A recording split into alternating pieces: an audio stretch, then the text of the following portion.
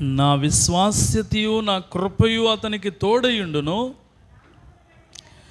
నా నామమును బట్టి అతని కొమ్ము హెచ్చింపబడును. దేవునికి స్తోత్రం చెప్దాం. వావ్ వావ్ వావ్, అందరూ చప్పట్లు కొట్టండి. మీకేం అర్థం అవ్వలేదు, అందుకే చప్పగా కొట్టారే. దేవుని అభిషేకం కలిగిన వ్యక్తిని దేవుడు ఖచ్చితంగా హెచ్చిస్తాడు. హల్లెలూయా. మీరు హెచ్చింపబడాలని కోరుకుంటున్నారా? మీరు హెచ్చించుకోకండి, మీ మనస్సులో హెచ్చించుకోకండి, మీ హృదయంలో హెచ్చించుకోకండి. ఆ హెచ్చింపు కాదు. దేవుడు నిన్ను స్థాయిలో హెచ్చిస్తాడు, ఆశీర్వాదంలో హెచ్చిస్తాడు, నీ అభివృద్ధిలో దేవుడు నిన్ను హెచ్చిస్తాడు. ప్రియమైన దేవుని బిడ్డ, నిన్ను తలగా మార్చేస్తాడు.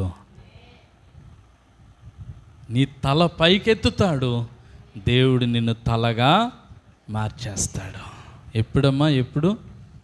దేవుని అభిషేకం నాకు కావాలి. దేవుని అభిషేకంతో నువ్వు నింపబడినప్పుడు, నడిపించబడినప్పుడు ఎంత అమూల్యమైన జీవితాన్ని దేవుడు నీకు ఇస్తాడు. ప్రియులారా, నువ్వు కష్టపడి పైకి రావాలి అంటే అది చాలా కష్టం. కానీ దేవుడు నిన్ను హెచ్చించినట్లయితే ఈజీగా పైన ఉంటావు. అవునంటారా కాదంటారా? దీనికి ఒప్పుకుంటారా లేదో చెప్పండి. దేవుడు నిన్ను హెచ్చిస్తే నువ్వెక్కడో ఉంటావు అంతే. ఇంకా మీ పక్క వాళ్ళతో షేక్ హ్యాండ్ తీసుకుని చెప్పండి, దేవుడే కానీ నిన్ను పైన పెడితే, దేవుడే కానీ నిన్ను హెచ్చిస్తే నువ్వు ఉన్నతమైన స్థానంలో ఉంటావు. ఆమేన్. హల్లెలూయా. కావాలా? అది వద్దా? ఏమంటే కావాలా? కావాలి అంటే దేవుని అభిషేకం కావాలి. హల్లెలూయా. ప్రియులారా, అప్పటిదాకా గొర్రెలు మేపుతున్నాడండి. బహుశా దావీదు అనుకుని ఉండొచ్చు, నా బతుకు ఇంక ఇంతే అనుకుని ఉండొచ్చు. చచ్చిపోయేదాకా నేను గొర్రెలు వెనకాలే బతుకుతానేమో అని అనుకుని ఉండొచ్చు. కానీ దావీదు దేవుని స్తుతించేవాడు, దావీదు దేవుని మందిరాన్ని ప్రేమించేవాడు, దావీదు దేవుని కొరకు జీవించాలని కోరుకునేవాడు, దావీదు దేవుని కొరకైన మంటను కలిగి ఉన్నవాడు, ఆసక్తి కలిగి ఉన్నవాడు.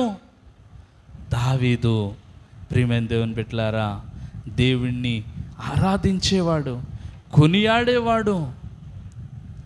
నా బతుకు గొర్రెలను మేపుకోవడమే అనుకునేవాడు.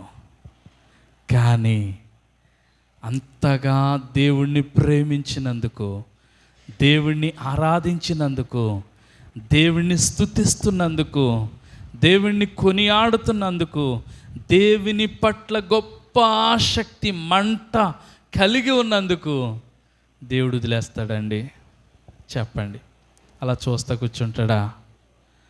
దేవుడు తన పరిశుద్ధ తైలంతో దావీదును అభిషేకించాడు. చప్పట్లు కొట్టండి, దేవునికి స్తోత్రం చెప్దాం. దేవుడు తన పరిశుద్ధ తైలంతో దావీదు తలను అభిషేకించాడు.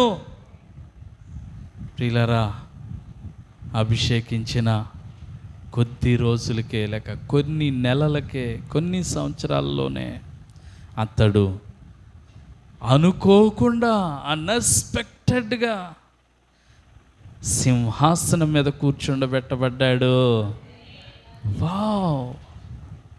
అసలు సింహాసనానికి గొర్రెల దొడ్డికి మ్యాచింగ్ అవుతుందంటారండి? చెప్పాలి. గొర్రెల కాపరికి సింహాసనానికి మ్యాచ్ అవుతుంది అంటారా? చెప్పాలి.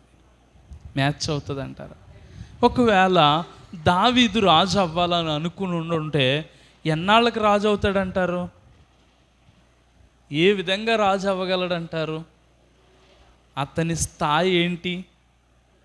గొర్రెలు కాచుకోవడం.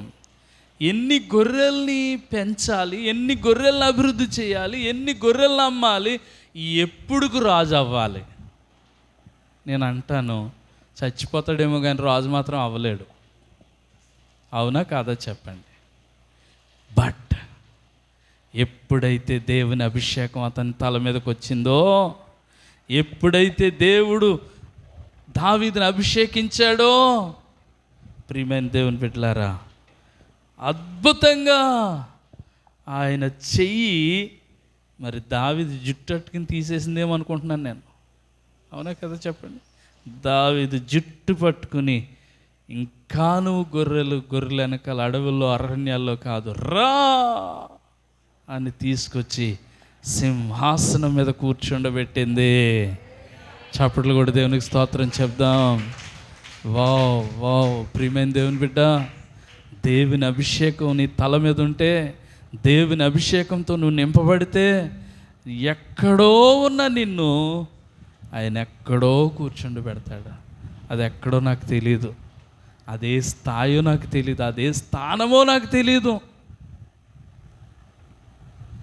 అలాంటి గొప్ప భాగ్యం మీకు కావాలా?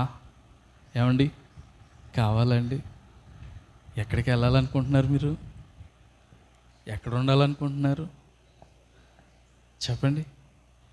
ఏమా, ఎక్కడ ఉండాలనుకుంటున్నారు? అసలు మీరు కూడా ఊహించనంత ఉన్నతమైన స్థానంలో దేవుడు పెడతాడండి. అంత దేవుడు చేయగలడండి. మీరు నమ్ముతున్నారో లేదో నాకు తెలియదు. దేవుడు చేయగలడు. దేవుడు మన జీవితంలో ఏమైనా ఇచ్చేస్తాడు, ఏమైనా చేసేస్తాడు, ఎక్కడికైనా తీసుకెళ్ళిపోతాడు, ఎక్కడైనా నిలబెడతాడు. దేవుడు ఏమైనా చేయగల దేవుడు మనకున్నాడు. ఆయన అభిషేకంతో నింపబడాలి. ఆయన అభిషేకంతో నింపమని మనం కోరుకోవాలి. ప్రభువా, నీ అభిషేకం నాకు కావాలి, నీ అగ్ని నాకు కావాలని హృదయపూర్వకంగా దేవుడిని వేడుకుంటే, ఈ రాత్రి ప్రభు నిన్ను దర్శిస్తాడు. ఈ రాత్రి ప్రభు నిన్ను మరొక్కసారి మండిస్తాడు.